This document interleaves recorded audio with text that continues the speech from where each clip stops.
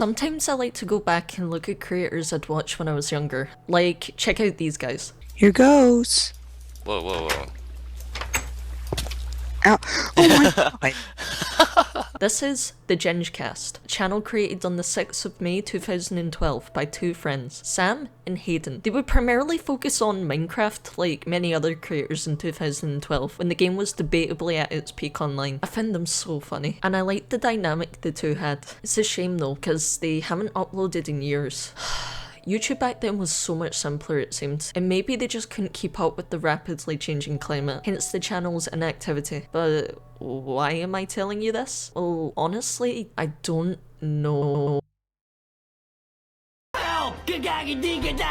Oh, trapped us in there. Are you in a Cybertruck? We're actually in a Cybertruck. We are trapped in this. Let me hop out and show you. Look at all this. I know. We just pulled to Walmart in the Cybertruck. Beepity boopity lit merch detected. This is gonna be a tough one. This is one LankyBox video that you do not want to miss. I just snuck into my best friend's secret room and he has all this LankyBox merch here. LankyBox. Let's open up some LankyBox merch together. Let's go. Let me show you the de-evolution of content. Let me show you the effect this new algorithm has. In some ways, promoting longer videos is fantastic for this platform. It prioritizes quality, rather than the just get to 10 minutes philosophy and subsequent nothing that dominated in 2016. And now I try to make this video somehow 10 minutes. I'm Franklin, and this is my show. However, what else could encouraging longer videos bring? Well, how about mountains upon mountains upon mountains of slop? And yes, that's what this is. Slop. Recycled garbage. Children's entertainment. Peddling merchandise at every opportunity it gets. Disguising this lust for money behind two individuals. But who are they? These two no. Machiavellian geniuses behind the scenes? Actually, I say behind the scenes, but they are front and center in every video. Justin Chroma and Adam MacArthur. One has committed so much to the channel it seems that he has dyed his hair. Looks good for the thumbnails. Let me present LankyBox. Or should I instead present it? There's so many of them. It's just a complete monopoly. Each one, however, uploads, or in some cases, uploaded, yikes, the same style of videos. Usually gameplay that they make as engaging as possible. Today, Justin and I show you the new bosses and the chapter 5 of the Guardian of Band.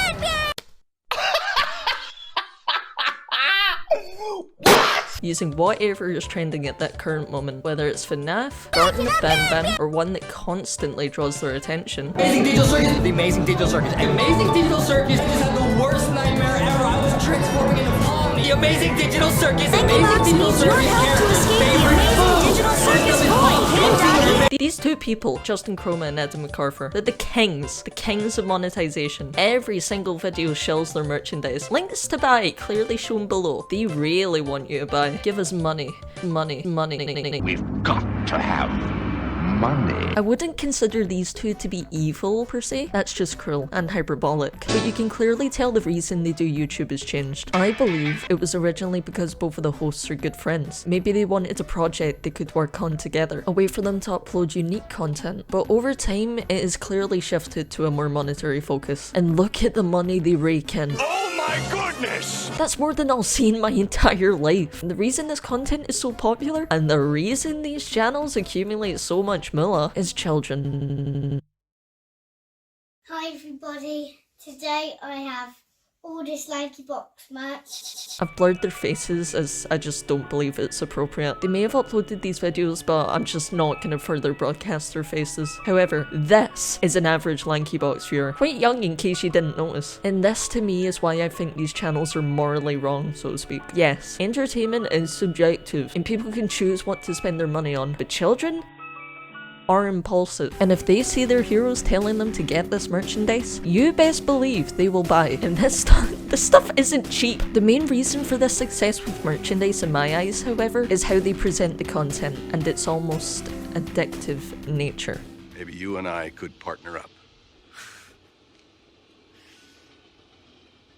You wanna Sell merch to children. The precedent LankyBox have set is one of constant dopamine.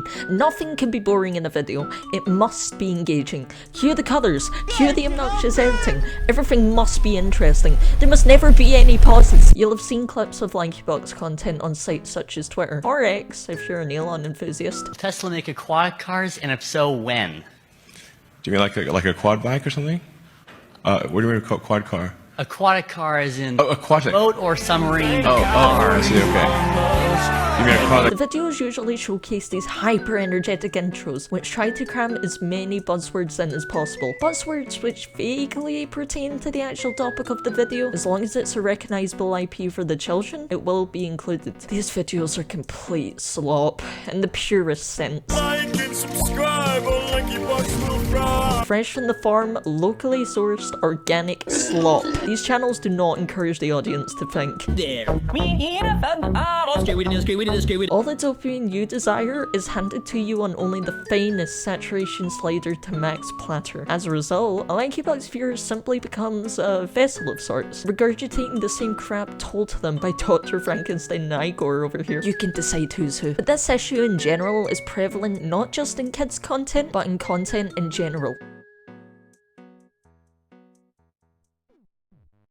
Short form, I believe, is the term used to describe it. I feel showing you what I mean is easier than explaining it. What the heck is going on you?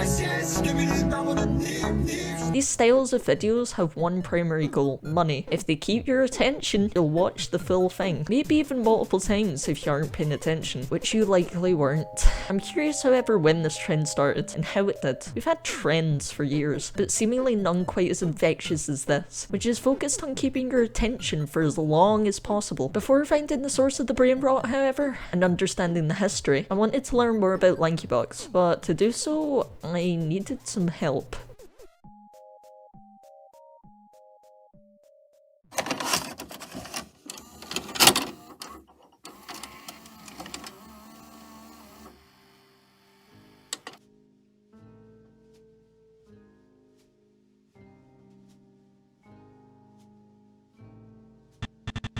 So, I was told you needed my assistance? Yes, you see, I need your help with 2 individuals. Oh, and thank you for seeing me on such short notice. It is really not a problem. I would just be counting my feet otherwise. Yeah. Anyway, Mr. Oh, no. No need for formalities. Just call me Bonzi. Okay then, Bonzi. What can you find out for me about these 2? Well, who are they? They're the host of a children's channel, LankyBox. That is odd. Why do you want to learn about them? These channels they have, it's a complete monopoly. They sell this merchandise to children, hiding it in this nothing content, and I'd just like to find out what they did before. Well, I suppose I could find a couple things out about them. LankyBox, you said? Or wait, no, LankyBox. Yes, LankyBox. And the hosts are Justin Chroma and Adam MacArthur. Justin has the purple hair. His hair is kind of like mine. Although I definitely pull it off better. I suppose so, yeah. That purple color. So I will get this all back to you in due time, but I mean this content is definitely peculiar. Selling merchandise to children, you said, and disguising it. That is very surprising. That is enough to frazzle any monkey's brain. It definitely is... yeah, we'll go with peculiar. Thanks, Bonzi. It is not a problem, pal. I hope you have a nice day. Or I suppose I should say evening.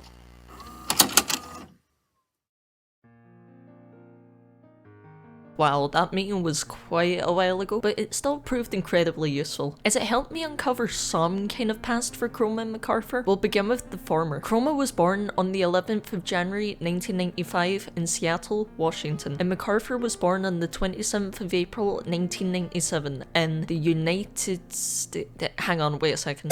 Bonzi, did you really just find the United States? Narrows it down to an entire nation. MacArthur likes to keep his personal life private, it seems. That is all I could find. Ugh, okay then, fair.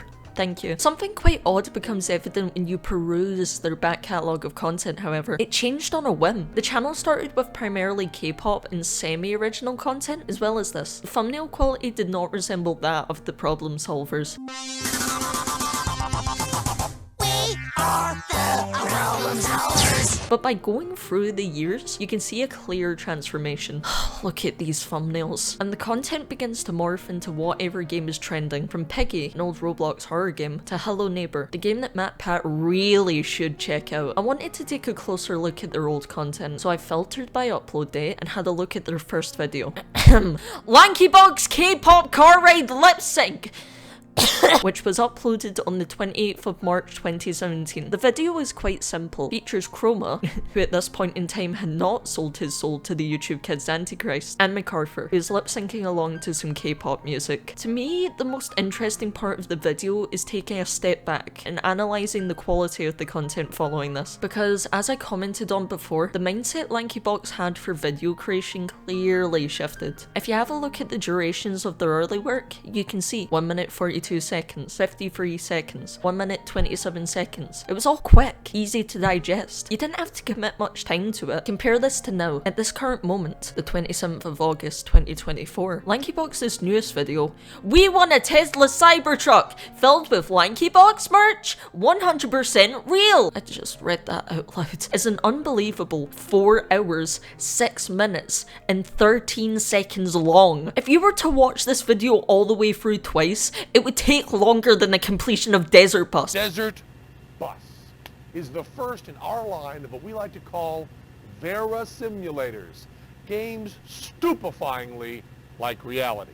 8 hours if you do it right. This is thanks to the prioritization, big word, of longer content. The new algorithm rewards longer videos more than it does shorter videos. So what LankyBox do is they compile their older videos and repackage them. Most of their content now features at the beginning maybe a clip of the two introducing the topic with that obnoxious editing, but then it shifts into a compilation of older videos. It's genius. And not only do they upload long videos, their upload schedule is something else entirely. They usually upload 3 to 4 times a day. Yes, a day. And this is when it hit, so to speak. I'm an idiot for not realizing before, but LankyBox is a content farm. A content farm is defined as a website that contains very large quantities of content, typically of low quality or aggregated from other sites, generated solely to ensure that it appears high on the list of results returned by a search engine. And while they aren't a website, the definition still may as well be synonymous with LankyBox. This low effort, easy to churn out, recycled content. The most difficult part of their creative process is recording gameplay.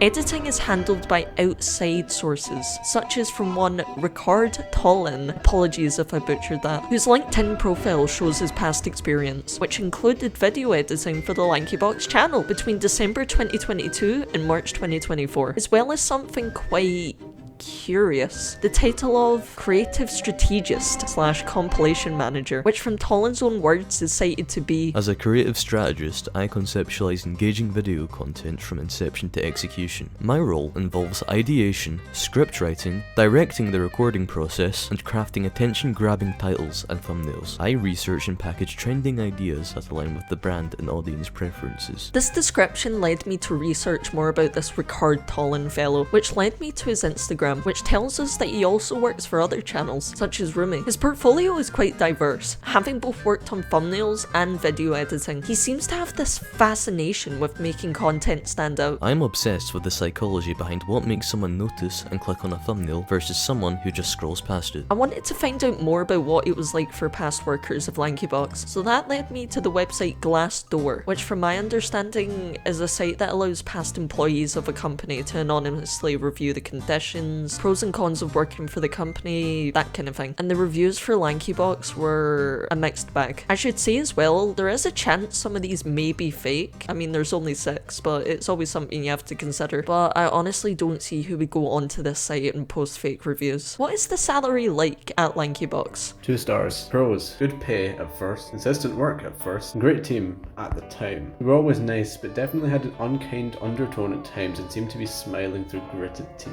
Cons: They changed their content significantly at the drop of a hat, changed up the pay cycle without warning, and tried squeezing twice the work out of half the effective pay. When things started getting hairy for them, they cut almost all of their team and started over with new people instead of handling the issues. They seemed to be so paranoid about issues arising that they ended up causing them themselves. Advice to management. Consistency is key, and if not, then realistic expectations and proper notice of changes is essential. Written by an anonymous video editor on the 18th of July 2022. How is the work/life balance at LankyBox? If you could record yourself reading this out whenever you have time, I'd really appreciate it. 2 stars. Pros, interesting experience for those looking to get into social media. Cons, workload expectations were poorly communicated and work-life balance was generally frowned upon. They are looking for workhorses, so if you are unable to commit to a relentless schedule, exclusives to them and their channel, don't bother with LankyBox. Compensation is inconsistent and can change on a dime without explanation.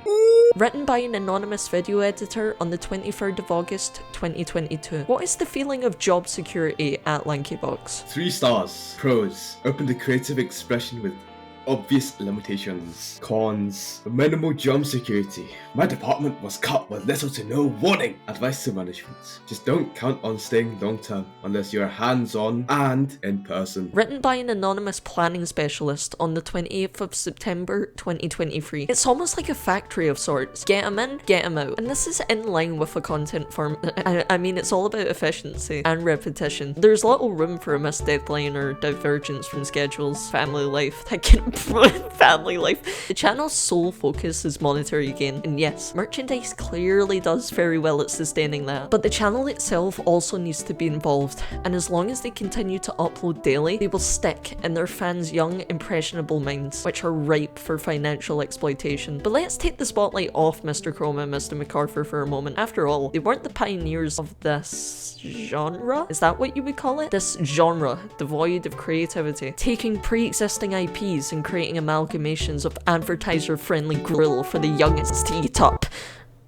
Who started this? That's what I wanted to find out. So I began my research, starting with something simple. The actual term brain rot itself. Colloquial it is. Defined as used to describe internet content deemed to be of low quality or value, or the negative psychological and cognitive effects associated with exposure to it. The term also refers to excessive use of digital media, which may lead to cognitive decline, including a reduced attention span and impaired mental functioning. Easy enough to understand. Paired with LankyBox, it's easy to see why the channel and content has earned the title of brain rot. But what came before? Well, how about we look at the app by YouTube, specifically made for kids? Well, that just opened the floodgates, didn't it? Hey, how's it going? Today we're going to go over how to draw a mixture between Bluey and Skibbity Toilet.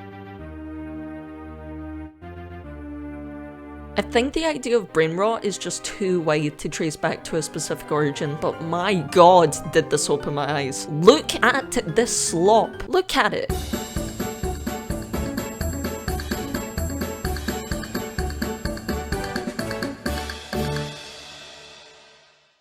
Hey kid, let's learn a story about Jack and Jill. Feast your eyes on the troughs and boatloads of fresh ooze seeping into the unsuspecting eyes of the poor young souls who get entrapped by its clutches. Oh, I'm sorry about that. Even typing that in the script felt like a lot. But it's shocking to me how far kids' content has fallen. The issue is that these videos aren't made by companies or brands with images to protect. Massive conglomerates like Disney would not be churning out stuff like this, because the relationship with the consumer would become strained, as that perceived level of quality people have come to expect from them would be put into question. A random individual looking to make a couple of bucks won't be as conscious about putting out some half-baked, low-quality product. No, in their eyes, children are idiots. They can be entertained by anything. Why bother putting effort into something, pouring hours and hours of your time and energy into a product, just for it to get lost in the tsunami that is the online sphere of kids' content? No, no, no, no, no. Get in, get out.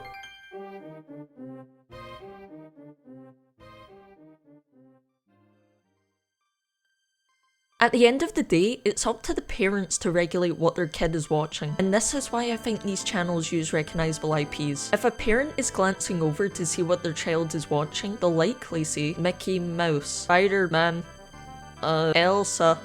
They'll see these characters tied to franchises made for that age range from Disney, who, as I said before, care deeply about producing quality content so as to ensure a good relationship with the consumer. And they'll think to themselves, yep, it's all good.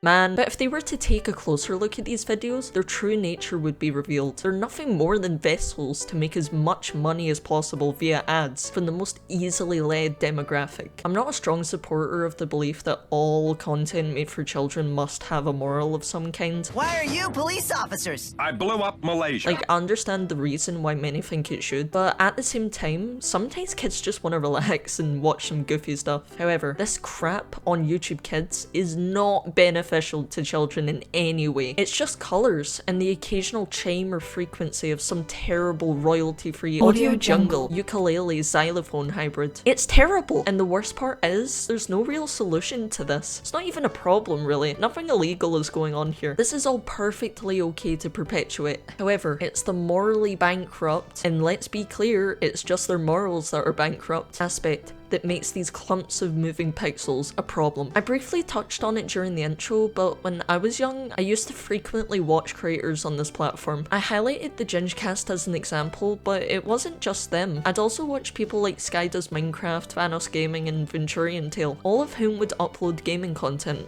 I guess some things never change. Going from then to now, however, almost gave me whiplash, because you'll notice how much less editing there is. The audience didn't need constant stimulation. The most editing a video would have was the CGI intro they would use, or whatever this is.